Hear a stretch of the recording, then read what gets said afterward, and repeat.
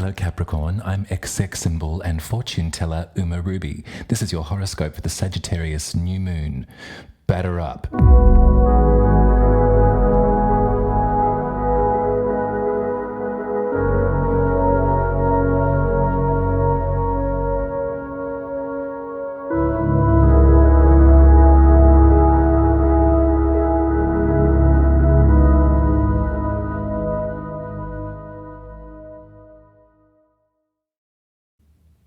Welcome back.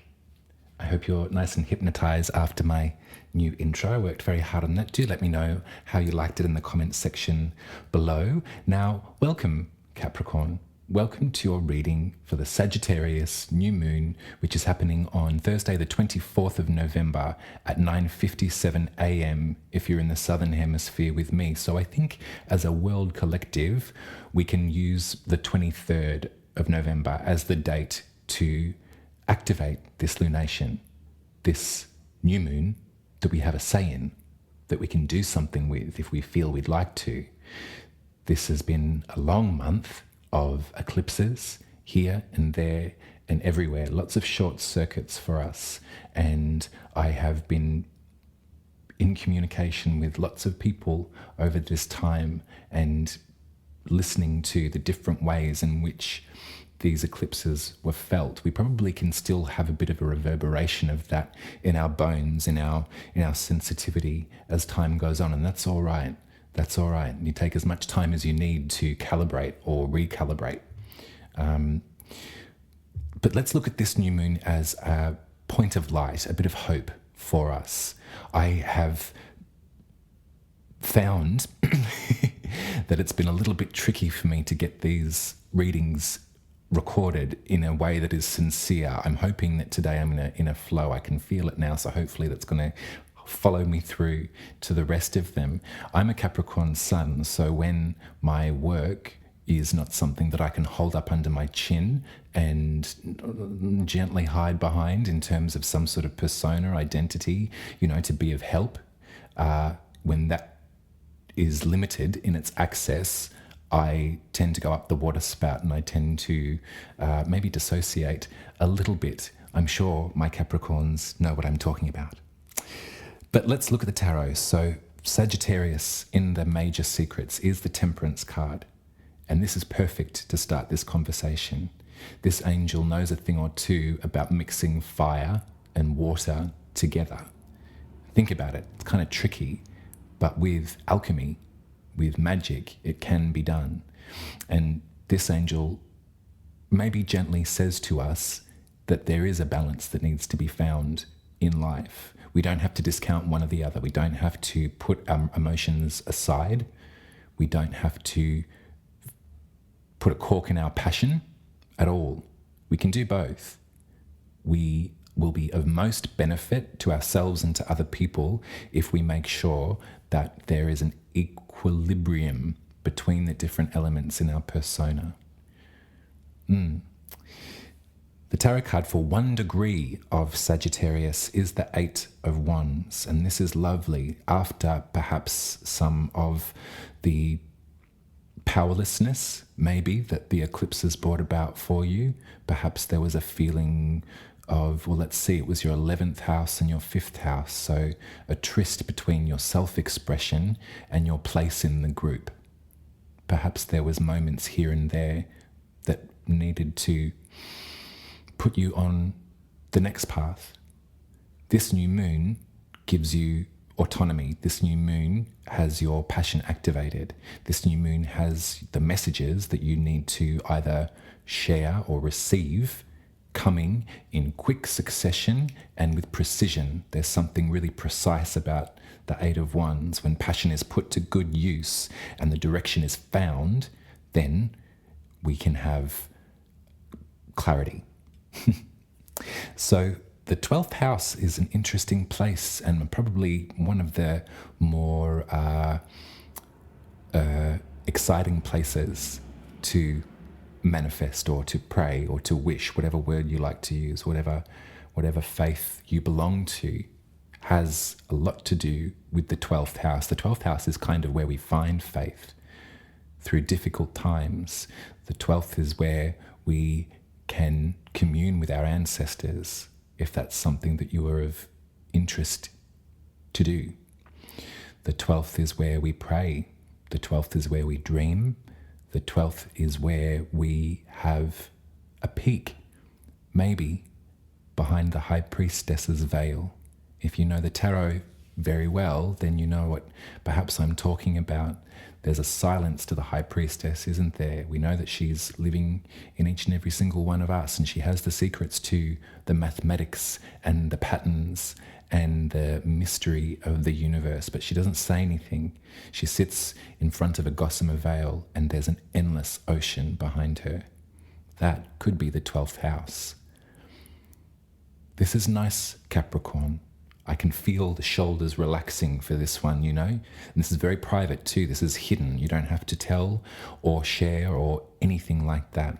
Your relationship with your own inner realms is a sacred one. And sometimes it doesn't need to be shared with everybody. Let's talk about Jupiter as well. So Jupiter is the supportive auntie of the universe. Jupiter is that great big gassy planet with the red beauty mark. When you think of the physicality of Jupiter, think the size and think the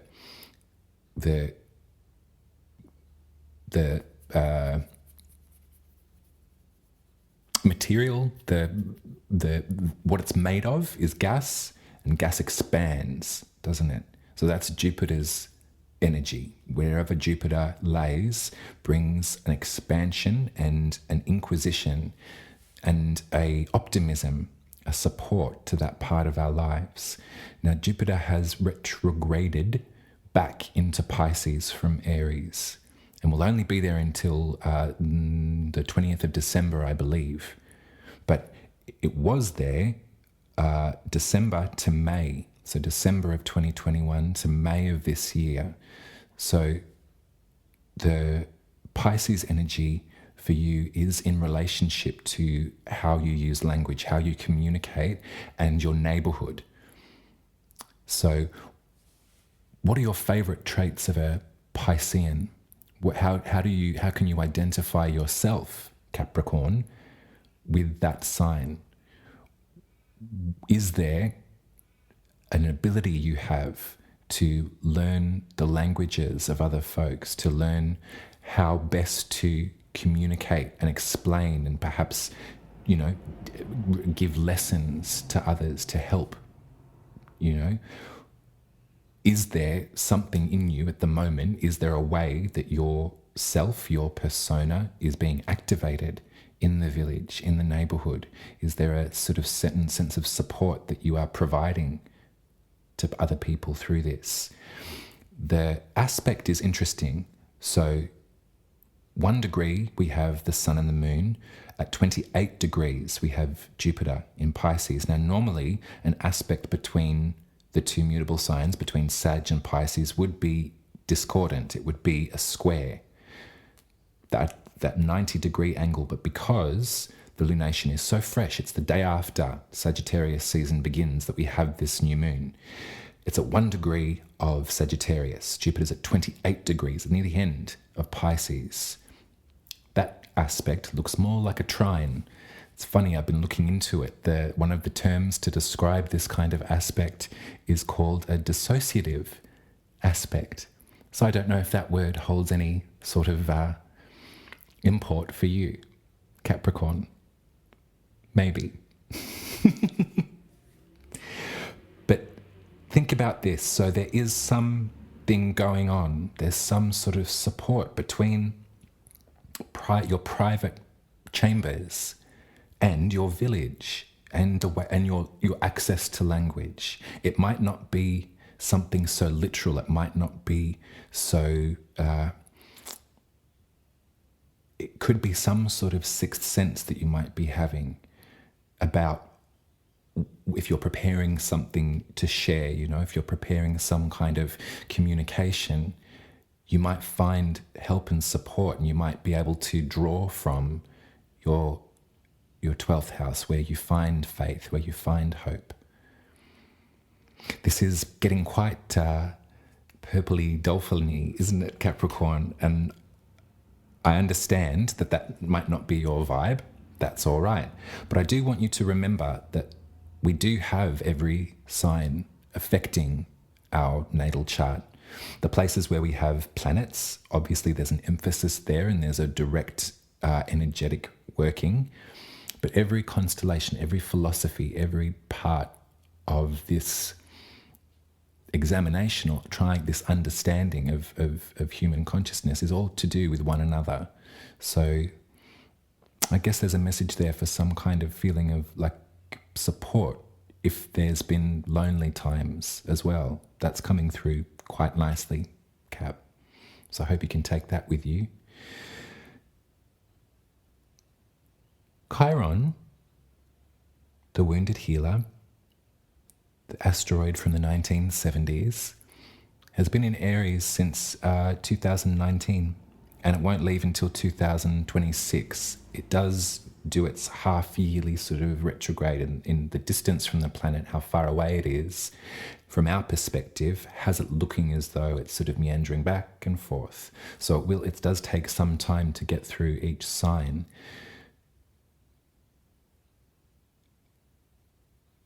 I think the crisis of self, the dissociative experience of anxiety, the coping mechanisms that perhaps some of us have, leaned on,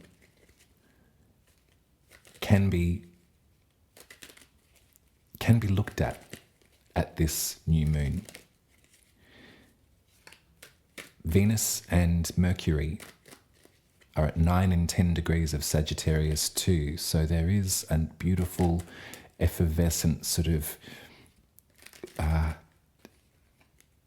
sparkle to this lunation. It's actually a really nice chart. Obviously there's the square between Saturn and Uranus, but that'll be ongoing and that'll be something for us all to master together. But at this moment, with these planets that do move fairly quickly, they're forming a trine with Chiron. So think the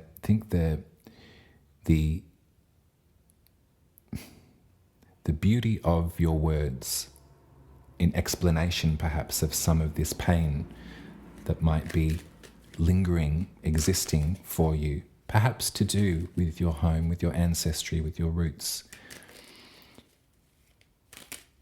There might be at this lunation, there might be a moment for you to share that. It doesn't have to be with anyone, but there might be a moment for you a moment of vulnerability, even to yourself. Even this might be because of this supportive atmosphere, because of these nice, gentle aspects after eclipse season, the sort of after the deluge. There might be just a little moment for you to recognize and to honor your pain points, your wounds in relationship to home, to ancestry, to the land, to safety perhaps as well, There's a sparkle here. Venus doesn't do particularly well in Sagittarius, although it's very charming and seductive. But maybe there's something here. Maybe there's a message that you can, even if it's just writing it down in your diary, it could, or reaching out to who exists in your 12th house, who exists in your faith system, who can you call upon and chat to about this, and is there an opportunity to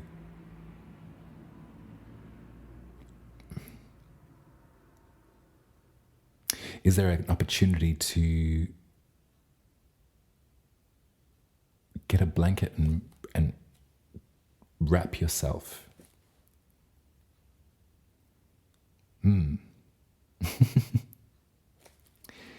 Let's look at your tarot that I'm pulling out here, Capricorn. I'm going to get one more card and then we're going to have a quick look. The first card I got was the King of Pentacles. And then I got the Devil. And then I got the Three of Pentacles. And I got the Five of Pentacles too. This is a lovely story for you. Lots of earth here, lots of beautiful pentacles, which have a lot to do with your sign, have a lot to do with your work ethic. I would say the King of Pentacles definitely is very Capricornian energy. The Devil is the major secret of Capricorn in the tarot. It's interesting. I wonder why that is. I think all of those things that I was speaking about in the intro to this reading, that idea of workhorse-related anxiety, the idea of dissociation when access to outcome is limited, when inspiration doesn't come, when feeling as if you are your work and nothing more. There's a slave to that rhythm there, isn't it?